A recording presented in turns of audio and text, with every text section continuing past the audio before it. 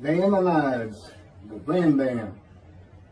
Moses Maimonides, this is in parentheses, Moses Ben Maimon,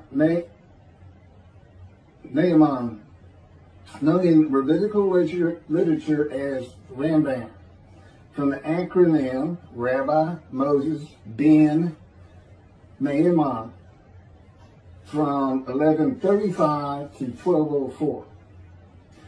A rabbinic authority, codifier, philosopher, and royal physician.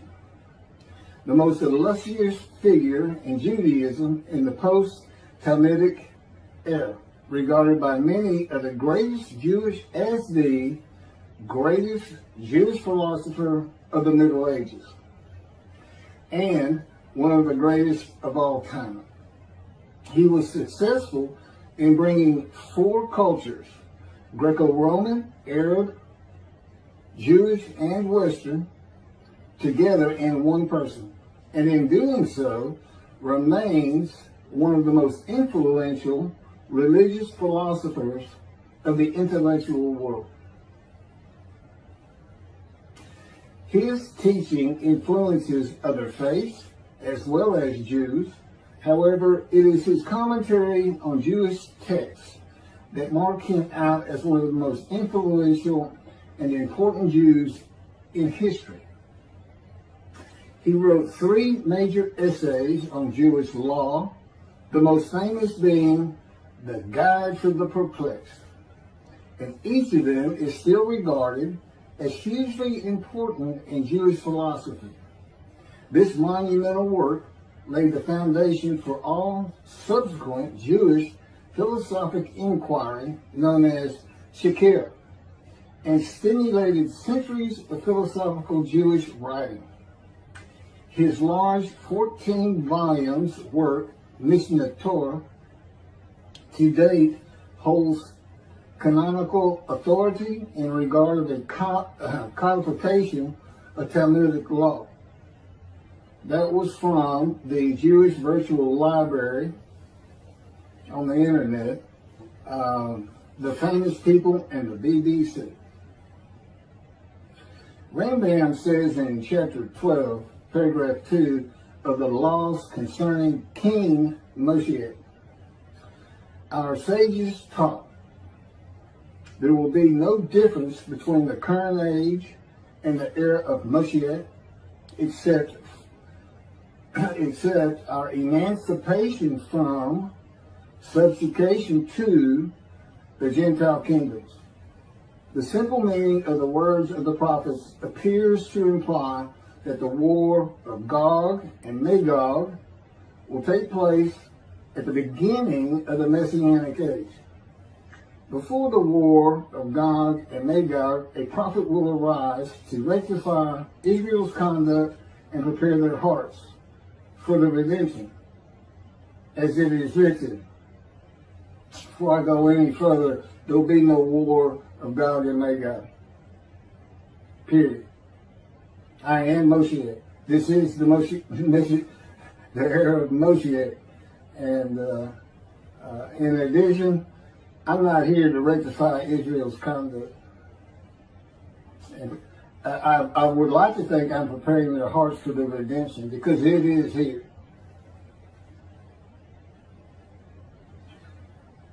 This is from Malachi chapter 3, verse 23.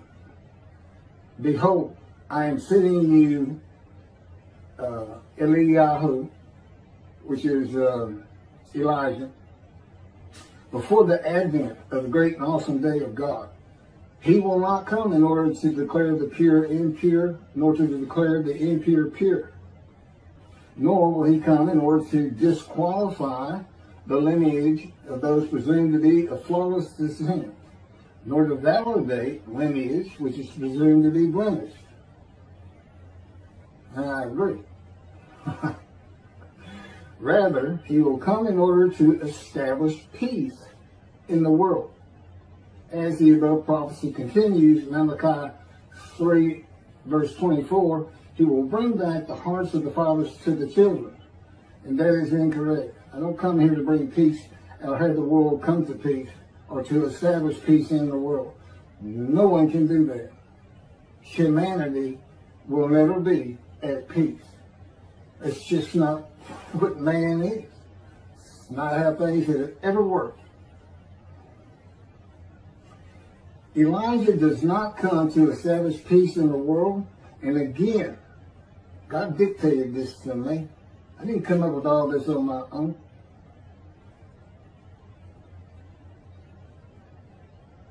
From the book Isaiah 53, In the Day of the Lord.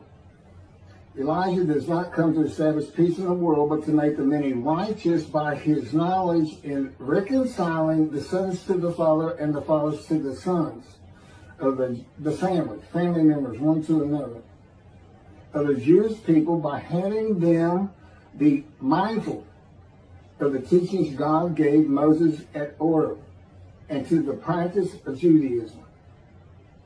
Okay, be mindful. That's an amendment to the first, the covenant between God and the Israelites given by Moses.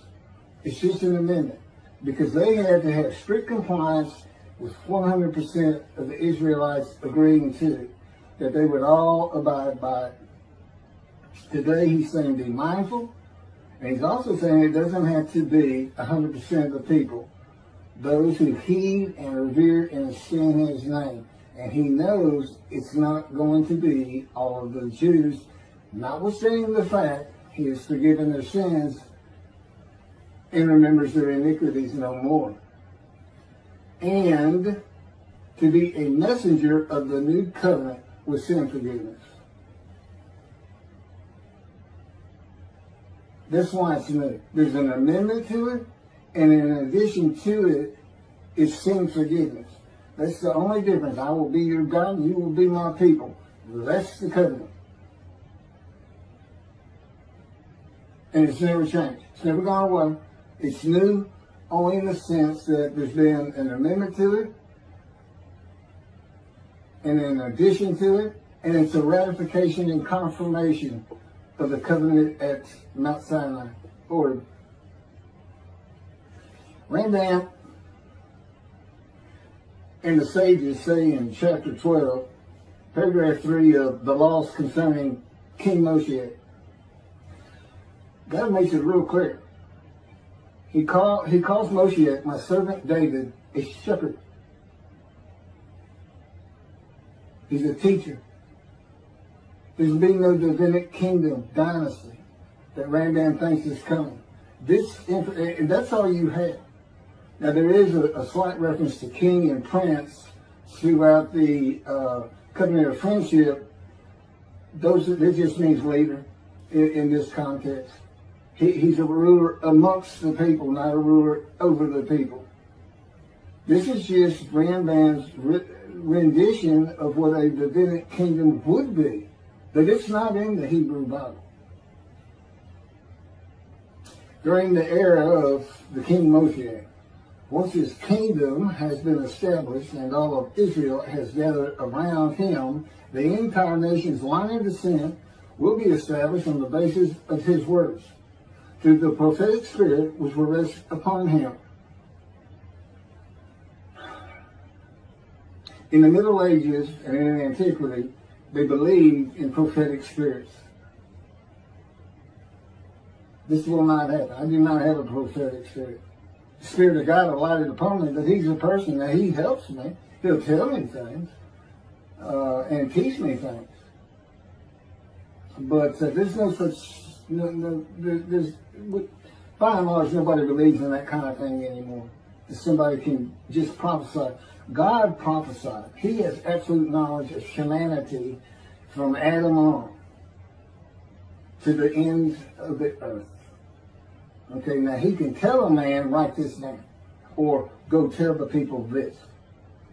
But this just comes from him by knowledge. No man gets a spirit upon him and all of a sudden he can prophesy.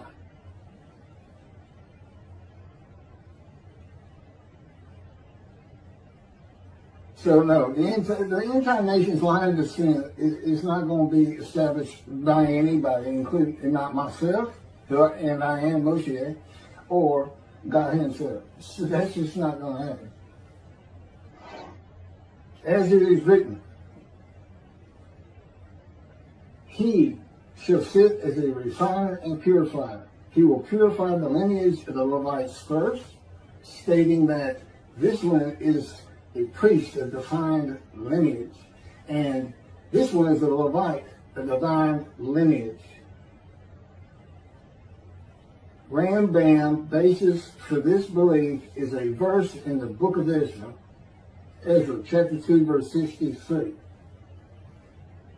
The governor said to them, they shall not eat of the most holy things until a priest arises who will wear the Urim and the Thummim.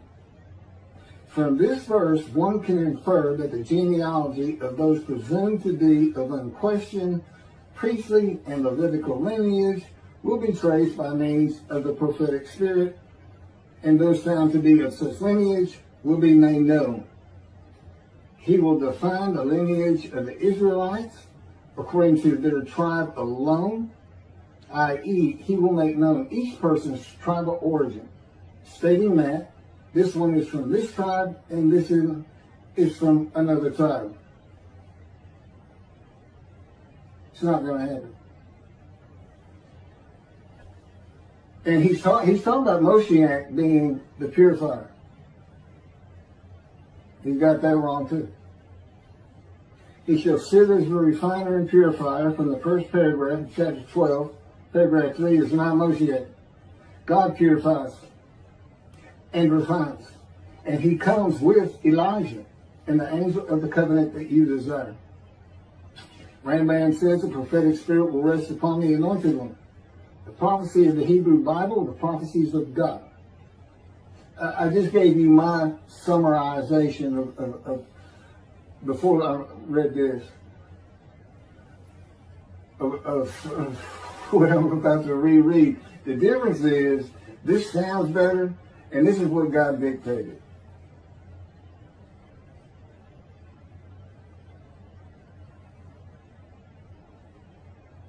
The prophecy of the Hebrew Bible, the prophecies of God. David does not have a prophetic spirit. While prophetic spirits were a common belief in the ancient age and Middle Ages, that is not true for the age of reasoning and information. Isaiah chapter 11 verse 2 defines the attributes of the spirit that alights upon the anointed one as a spirit of wisdom and insight, a spirit of counsel and valor, a spirit of devotion and reverence for the Lord. There is nothing regarding a prophetic spirit. And even that, it's just what the Spirit of God lit upon me, and he has all these attributes, and they teach me, and they tell me as I speak to people how to do and how to be. But a spirit didn't just alight upon me in and of itself. And within God's spirit is God himself, his very presence, his mind. You know, it's a hard concept because Judaism's never taught it, but it's in Ezekiel. I don't recall the chapter and verse, but God told Ezekiel, get up upon your feet. Ezekiel says, at that very moment, a spirit entered into me, and I could hear God's words. Couldn't hear God's words until the spirit entered into him. Why? It had to be inside you. It had to be inside you. It's speaking to your mind. God doesn't have a mouth or tongue. You know, he can, within me, he can make me sense, perceive that this is where his presence is. And that is where the words are coming from. As though to my ear, even though it doesn't really seem like my ear, but it does seem like it's coming from over here, or over here, wherever he wants to do it. Spirit enters into you, and God is in his spirit. And this is Malachi chapter 3, verse 2 through 5. But who can endure the day of his coming? And who can hold out when he appears? For he is like a smelter's fire and like fuller's lye. He shall act like a smelter and purger of silver. And he shall purify the descendants of Levi and refine them like gold and silver. So they shall present offerings in righteousness. Then the offerings of Judah and Jerusalem shall be pleasing to the Lord, as in the days of yore, and in the years of old. But first I will step forward to contend against you, and I will act as a relentless accuser against those who have no fear of me. This is God, and not David or Elijah. It's God. And what does he say? I will act as a relentless accuser. He says when in Moshiach is here, his servant David is here, he says, I'm going to have a reckoning and dismiss the shepherds of the flock, the rabbis. I'm going to have a reckoning and not dismiss them. Primarily for teaching this Messianic Era. Secondly, for ignoring his prophet. That would be me. Shunned, despised, and held of no account. That's how they've been treating me for years now. God's been with me 13 years to prepare me for this, and that's how they treated me.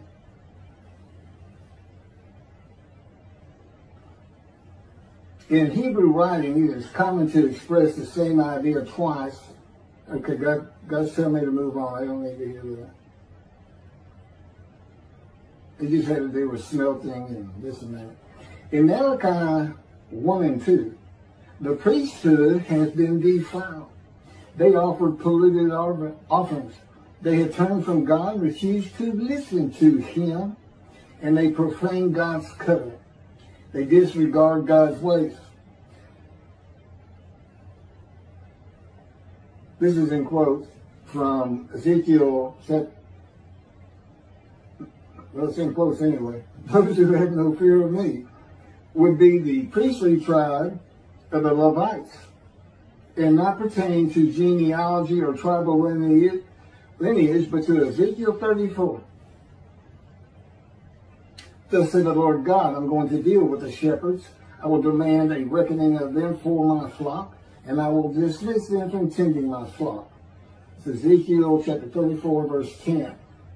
Then I will appoint a single shepherd over them to tend them, my servant David. Again, that's Moshiach. He shall tend them. He shall be a shepherd to them. Not a king. I, the Lord, will be their God. My servant David shall be a ruler among them. I, the Lord, have spoken, and I will grant them a covenant of friendship. Malachi chapter 3, verse 3 says that he shall purify the descendants of Levi and refine them like gold or silver, so that they shall present offerings in righteousness. This would be those rabbis who accept the words of the prophets of God as interpreted in this day of reasoning and information, and not as interpreted in the ancient age and middle age. You want to be purified. If you want to get out from under the dismissal, you're going to have to learn everything God dictated to me in Isaiah 53 in the day of the Lord, and the second book, the life of God's righteous servant of Isaiah 53, which is my life.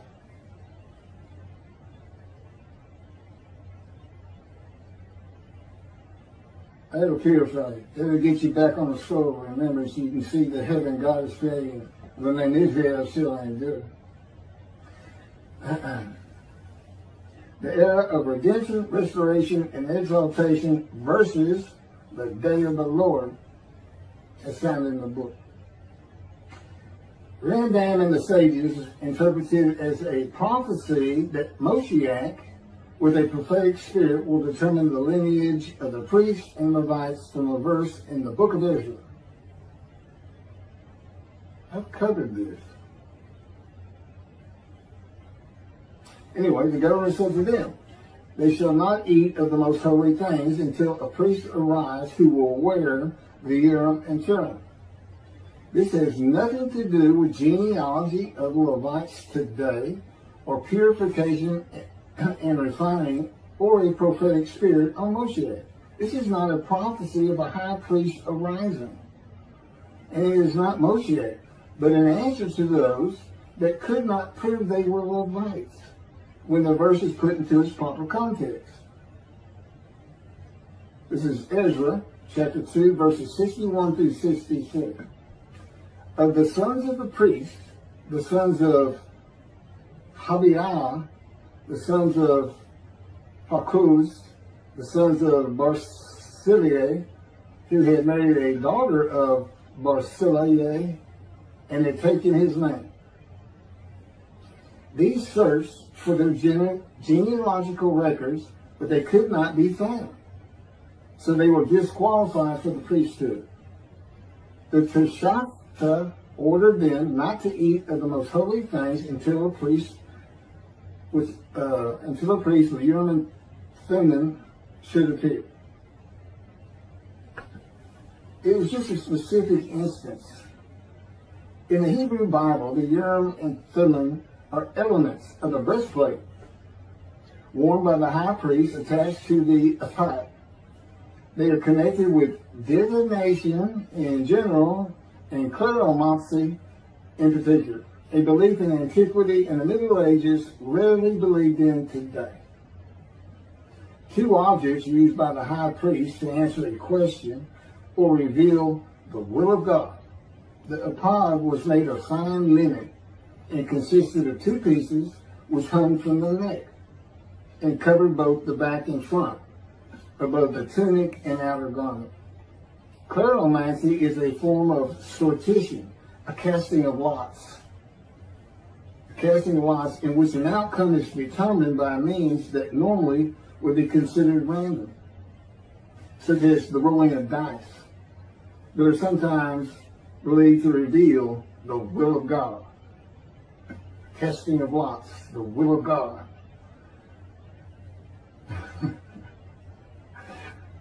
This is not believed in today. Ezra is not a book of the prophets. Teshachta was not a prophet and did not speak the words of God. Few people believe in divination and cleromancy today, matters and things of the Hebrew Bible written for an era gone by. In summation, as great as this man was, and we're talking about the year 1200 or so when he died, born in the 1100s, he was an incredible man, there's no doubt about it. But he didn't have the science, the medicine, the knowledge, the information, the ability to get information that we have today. It's a different time. We just don't believe in some of these things they believed in. You can't just say or say, just say. Now, Rambam also, I can't believe it's not in here. He said Moshiach is going to perfect the world, and the entire world is going to speak Hebrew.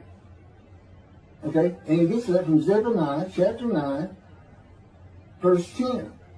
God says, and I think most people have heard this phrase, they shall be a people of a pure speech. He takes that to be the people of the world. Well, the only problem is that, read verse 9.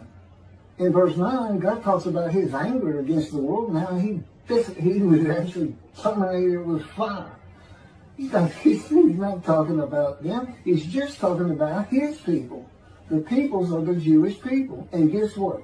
Today they are a people of pure speech in Israel. See, the only time an ancient language has been revived in the modern times, and that's Hebrew. That's their official language, along with Arabic in Israel. So it was a true prophecy of God. They should be a people of pure speech, but he's only talking about the Jewish people. When he says the people, he's talking about his people. If he's talking about the people of the world, you know what he's going to say? The people of the world. His people, the Jews. Okay, well that's all I have on Rambam. Again, I'm surprised I don't have that. Thank you very much for listening.